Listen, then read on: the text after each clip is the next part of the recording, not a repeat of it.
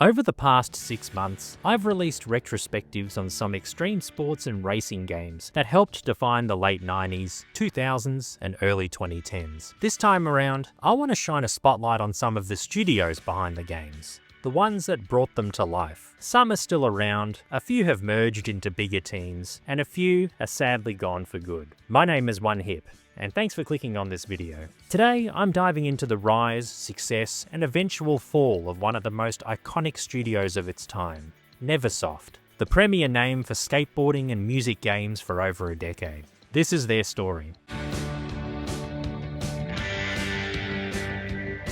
Neversoft Entertainment Inc. was an American game developer based in Woodland Hills in California. The studio was founded in July 1994 by 3 aspiring game developers, Joel Jewett, Mick West, and Chris Ward. Initially, the company was formed to develop games for 4th generation consoles, like the Super Nintendo and Sega Genesis, or Mega Drive as it was known outside the US. Jewett, a Montana native, was a passionate skateboarder and rock and roll fan, 2 interests that would later define the studio's greatest successes. West, a British-American video game programmer, would later become a science writer and noted debunker of pseudoscience. Ward, meanwhile, would continue developing games and build a career as an art collector. Together, they combined their creative talents to carve out a place in the industry. By 1995, the studio would grow to over 20 employees as they began development on their first project. Skeleton Warriors, a side-scrolling beat-em-up platformer, was released in 1996 for the PlayStation and Sega Saturn, and it was based on the animated TV series of the same name. It was originally developed for the previous console generation, but was later adapted for more advanced systems, after its publisher, Playmates Entertainment Interactive, wanted to focus on future technologies.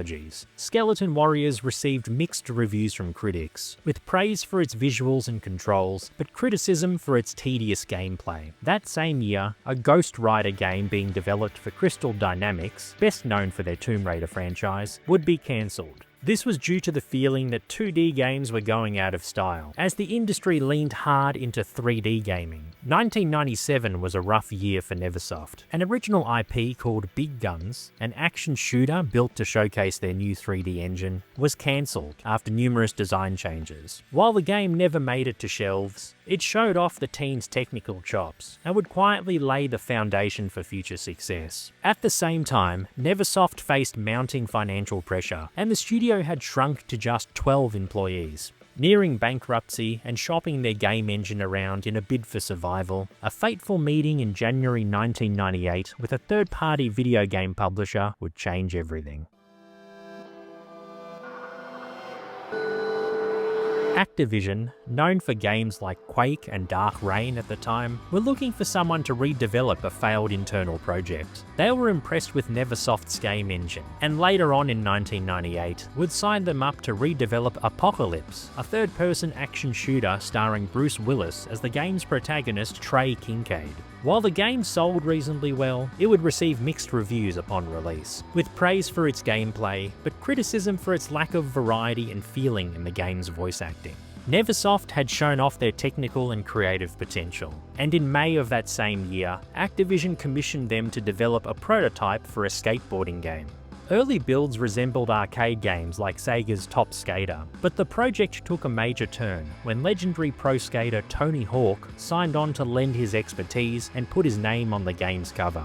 That prototype would soon become a cultural phenomenon. In September 1999, Tony Hawk's Pro Skater, or Tony Hawk's Skateboarding in some markets, was released on PlayStation, and later on Nintendo 64, Dreamcast, and Game Boy Color. The game received widespread acclaim and redefined the extreme sports genre.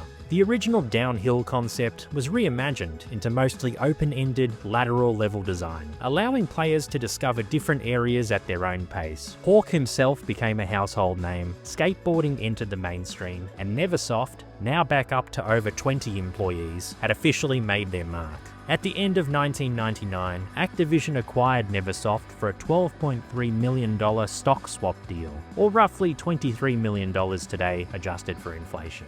The original founders, as well as several key employees, signed multi-year employment agreements, ensuring stability and momentum going forward.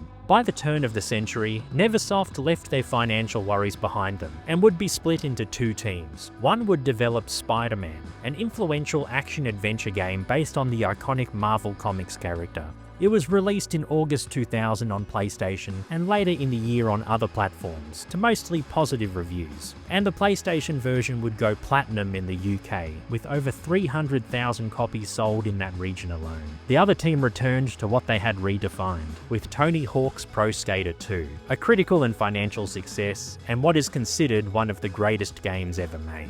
Spider-Man would also feature as a secret skater, a nod to Neversoft's other project. Following its success, Activision re-merged both teams and commissioned two more Tony Hawk sequels, 2001's Pro Skater 3 and 2002's Pro Skater 4. Like its sequels, Pro Skater 3 released to critical acclaim and received praise for evolving the formula that made the skateboarding franchise stand out from others at the time. Pro Skater 4 would also receive critical acclaim, with praise for its new and bold free-roam level design that removed the 2-minute timer from the first 3 games. Neversoft were innovating and turning skateboarding games into one of the biggest genres of the early 2000s.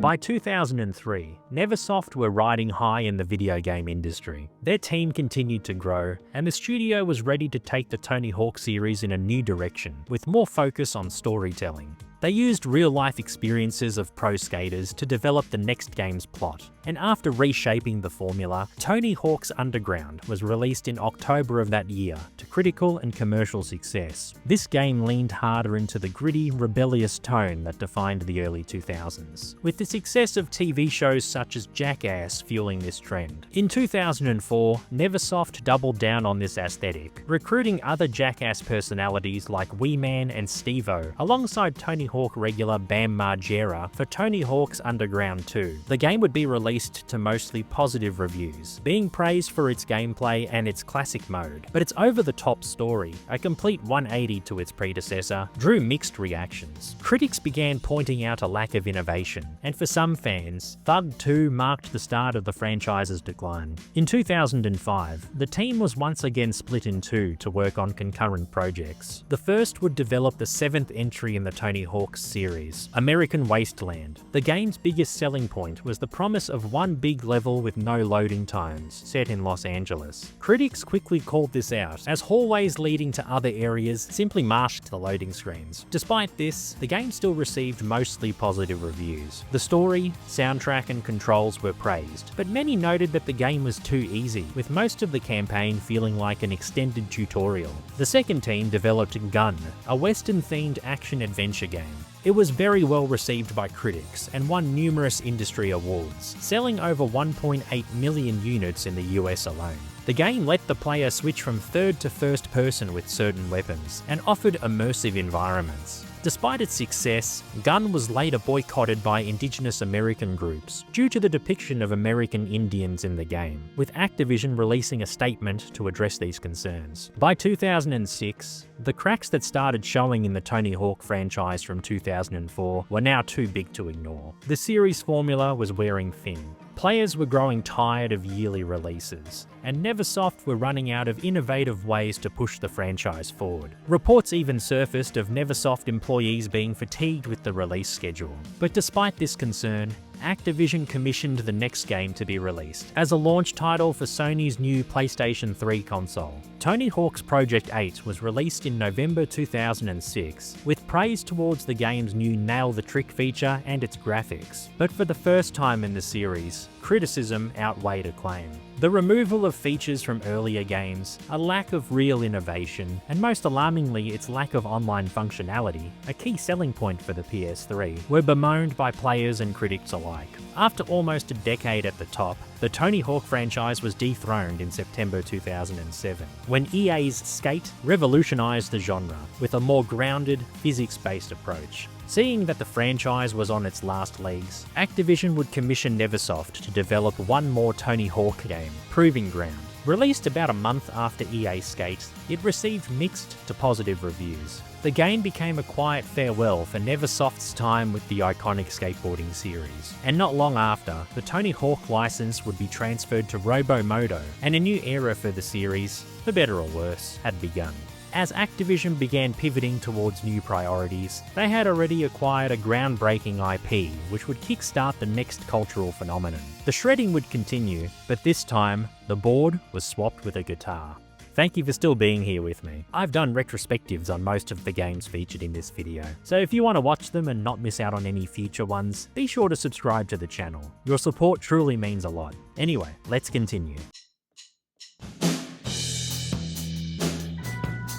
In 2006, Activision acquired Red Octane, a company that made various music game peripherals, along with the rights to the Guitar Hero series. The original developers, Harmonix, released their last Guitar Hero game before their own acquisition by MTV. With a new flagship franchise at the helm, Neversoft, now with a headcount of over 150 employees, set out to develop their first ever guitar rhythm game. Guitar Hero 3 Legends of Rock was released in late 2007 to critical acclaim. The game's career mode was the first to feature a storyline, something that Neversoft had plenty of experience with. These scenes were presented in a cartoon style, adding flair to the over-the-top rock fantasy. Reviewers, however, noted a difference in the game's style compared to previous installments, linking Neversoft's first attempt at the series to this. Some players noted that the game was too difficult at times, with near impossible note patterns to complete. Neversoft and Activision took this response very seriously, altering note placement for future games in the series to strike a better balance between challenge and accessibility.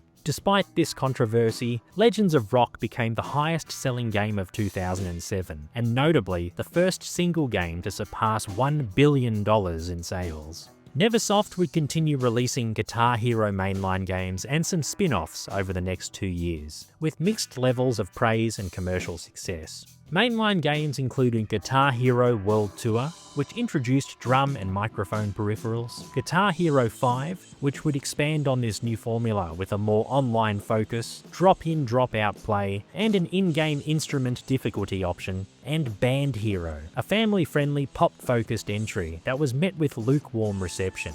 Spin-off games included Guitar Hero Aerosmith and Guitar Hero Metallica, which provided master recordings of each band's most iconic numbers, as well as some tracks from other similar artists. And if you're wondering why I didn't mention DJ Hero, that game was also published by Activision, but it was developed by Freestyle Games, not Neversoft. Guitar Hero Van Halen, another band spin-off released around this time, was developed by Underground Development. However, it was 2010's Guitar Hero Warriors of Rock that would be the last Guitar Hero game developed by Neversoft. By then, the music rhythm game boom was fading, and despite mixed to positive reviews, critics felt that Warriors alienated new audiences introduced to the series, and also complained that the soundtrack was weaker compared to previous games. Its career mode replacement, Quest Mode, was also criticised, and sales were 63% lower than some earlier games. Ironically, just as Rock Band, developed by Harmonix, had dethroned Neversoft in the rhythm game space, the same studio that created Guitar Hero had now outlasted them. The series would later be rebooted in 2015 with Guitar Hero Live, but by then,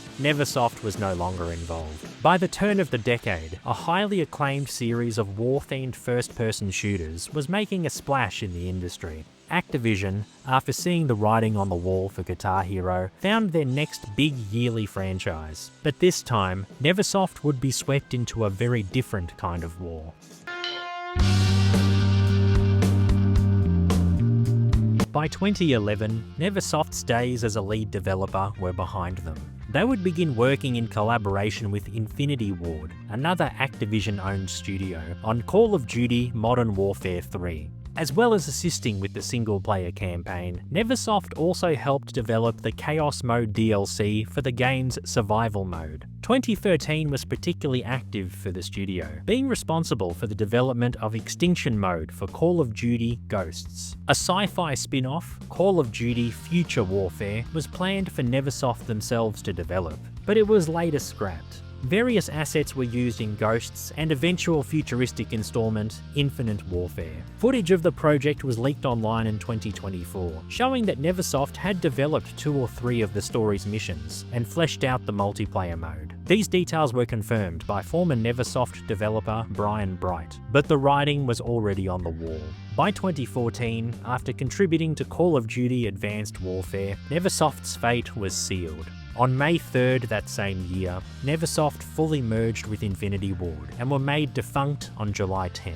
The sentient eyeball, which was the studio's mascot, was closed for good. The remaining Neversoft employees attended a burning of a sculpture of their mascot in a bittersweet ceremony, which marked the symbolic end of a studio that had once stood for rebellion, creativity, and raw energy. Longtime studio development director for Neversoft, Pease, had left Activision around this time, and Joel Jewett, who was president and a guiding force since day one, also departed. A studio that once helped to redefine the skateboarding genre, reshape superhero games, and led the rhythm game revolution, had become just another cog in the Activision machine. Neversoft was never the biggest studio, but what it had was attitude, talent, and a great sense of timing. They were a studio of skaters, rockers, and misfits who turned skateboarding into a cultural phenomenon and a plastic guitar game into a billion-dollar empire. From the streets of Tony Hawk's Underground to the virtual live music stages of Guitar Hero 3, Neversoft set the trends rather than just follow them. They captured a moment in time when video games weren't trying to be prestige cinema or an endless cycle of services. Their games were fun and rebellious. You didn't just play their games, you felt what they had to offer. And maybe that's why their story still resonates today. Because at their peak, Neversoft stood for something more than just good level design or solid mechanics. They stood for edge, for style, and for unapologetic creativity, things that are sadly lacking in much of modern gaming. Today, their sentient eyeball mascot may be gone, but their legacy lives on in the DNA of every trick system, every licensed soundtrack, and every player who still remembers that warehouse level, or that boss guitar duel in Guitar Hero 3. And to those who ever worked at Neversoft and may be watching this, thank you for giving us unforgettable memories. Your legacy will burn bright for many years to come. Thanks for watching. If you've made it this far, I truly appreciate you being here. This was the first in a new series where I spotlight the developers behind the games we grew up with. And if you want to see more, I have retrospectives on every Tony Hawk's title developed by Neversoft, and more studio stories on the way. And if you enjoyed this one, give the video a like, and subscribe to watch more video essays like this, as well as retrospectives and reviews that I've done. Big thanks to my current channel member and super thanks donor. Your extra support means a lot. There's links in the description for channel memberships and my Ko-fi page if you wanted to support the channel further. My name is OneHip, and you have a good one. Bye!